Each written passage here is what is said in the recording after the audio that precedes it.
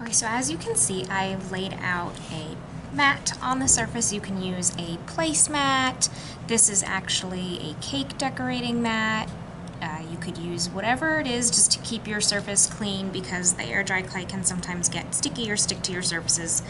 So what I have some tools. This is a chopstick, a big popsicle stick. You can also use clay tools. I have a pencil. You can also use clay tools. I've used them in some of the clay videos before, but I just wanted to show you that you don't need them.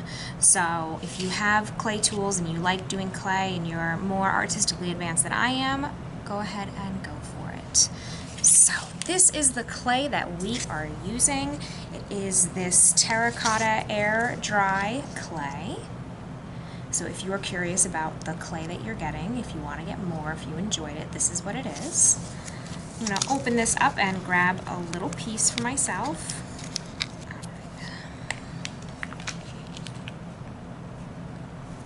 Okay, so, and as you can see, it gets on your hands and it's lots of fun. Alright, so I'm just going to mold this around a little bit. It's not like polymer clay, you don't really need to get it warm, but I just kind of want to get it smoothed out. Okay, so right now I have this, it's kind of thick. I don't know if that's how thick I want my keychain to be, or necklace, whatever it's going to be. I'm going to flatten it out a little bit.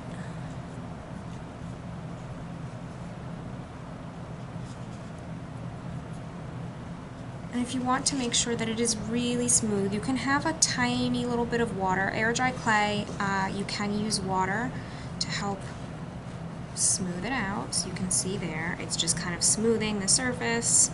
You don't want to get it soaking wet, but it does help remove any imperfections and fingerprints. And it's just helping me manipulate the clay a little bit more. You can also use a roller at this point if you want it to be perfect and even. I do have a clay roller here at the library, but again, I'm just trying to do it just plain so you can see.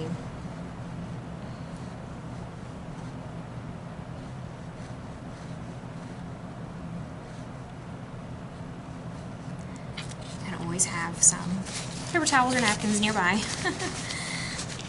So we just happen to have here these little cutters. They have two ends, round and smooth or crimped, that I will use to make mine. I wasn't sure which size I want to do, but I think I want to make this big one. But you can use whatever you have, maybe the cap from a glue stick, anything that's round.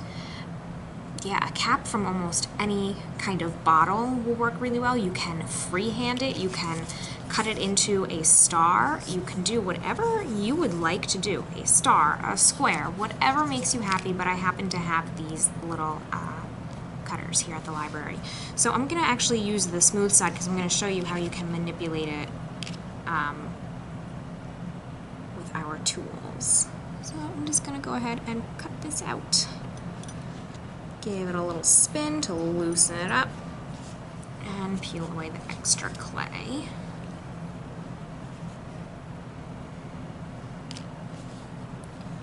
Just want to make sure I can still lift this up. I don't want it to be too cemented down to my mat. Okay, great. So what I can do if I want to change the edges, I can use my little chopstick and I can just go like bump, bump, bump, bump. I'm not being very precise, but I'm just kind of creating my own little shape here. And again, you can see I made a fingerprint in there. I'm gonna smooth it out.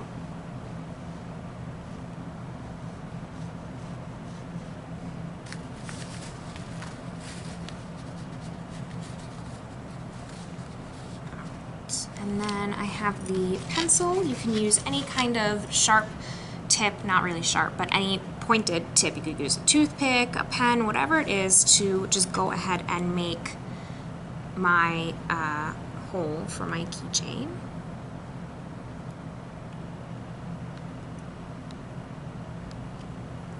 Just make sure it's gone through to the other side. Ooh, got a little crack on the back.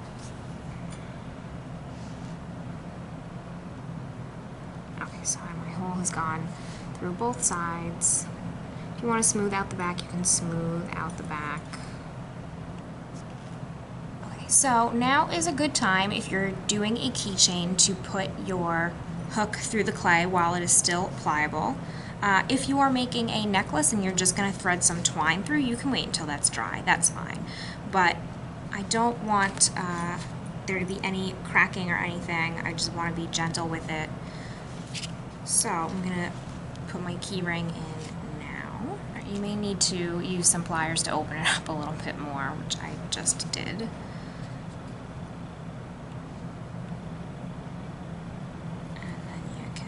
Slide it through. Make sure your chain gets on there. And then I'll close it back up with my pliers. I put my ring in off camera because it was a whole thing where I had pliers that didn't work. And I had to go find pliers that did work. And it was this whole thing. But anyway, make sure you have needle nose, jewelry pliers or whatever that do work if you're doing the keychain, so that you can actively twist your pattern there. This is already drying pretty quickly. It's only been a couple of minutes, and I'm just gonna keep smoothing out where my little keyring is, and I'm just gonna wet the surface again. Fix any little boo-boos that I may have made while I was doing the jump ring.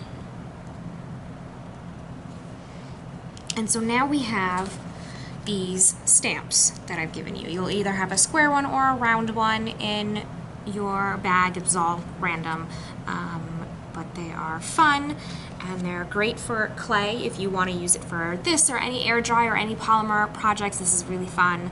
Over the summer I did a stamping clay bookmark video, so you can go back and find that. These would be really great for that. But anyway, so what you want to do is you're just going to press this into your clay to get an impression. And give it a little wiggle, nice and firm, kind of like roll it around, and we're gonna lift it up, and there's my impression. It looks so good! There it is. There's my little impression. And so now I have to wait for my clay to dry. Let it dry at least overnight. I'm gonna see what else I can do. I'm gonna make another one. There's so much clay, you can make a bajillion if you'd like. Not a bajillion. I'm sorry I didn't give you enough to make a bajillion, but I just kind of moisten it and get to work with it again. Keep it in the container in which you were given this. You don't want to keep exposing it to air. Keep it wrapped up in the plastic. When you're not working with it, the extra pieces, you can do like what I'm doing. I'm re-wetting it a little bit just to keep it workable. Getting messy, having fun. I'm gonna make a second one.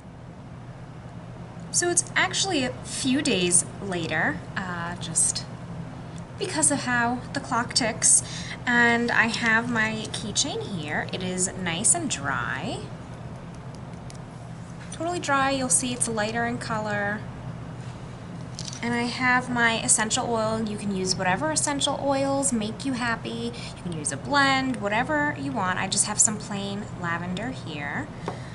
And I have a little dropper, and I'm just going to put some drops onto my clay, and it should soak it up.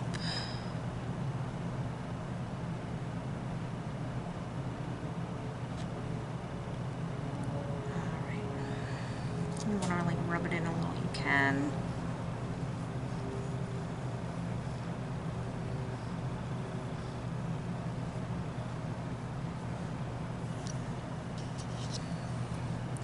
And there it is. Because this is an oil, it might not dry completely the same, but now I have this keychain that smells really nice. And again, you can also do it without a keychain, and you can string a little necklace, a thread, hemp, whatever you would like and wear it as a necklace so that you can smell it. It is starting to dry a little bit. It's kind of absorbing. And because I've let my clay dry for a few days, actually, this is not getting soft. Sometimes with air dry clay, if you really aren't letting it dry enough, it could soften up a little bit from the oil. But this has been a couple of days, and this is really nice and dry. And it smells amazing. Okay, so that's it for this craft. It is really so easy. You can use the stamp that I gave you. You can make your own design. You can do whatever you would like. This is your keychain, but wow, you saw I put 4 drops on there. It's nice and strong. It'll last for a long time. And, you know, the clay is absorbent enough that if the smell wears off, you can just go ahead and add a couple of extra drops. Change the scent, whatever you would like. I'm obsessed with the smell of lavender, if you couldn't tell. And yeah, you can make whatever design you want. You can do whatever you would like with it. Air dry clay is pretty versatile and it's a lot of fun. If you're more skilled than I am and you want to like make a flower out of your clay or something. But I just thought these stamps are so pretty, and so they're basic, but they're just nice.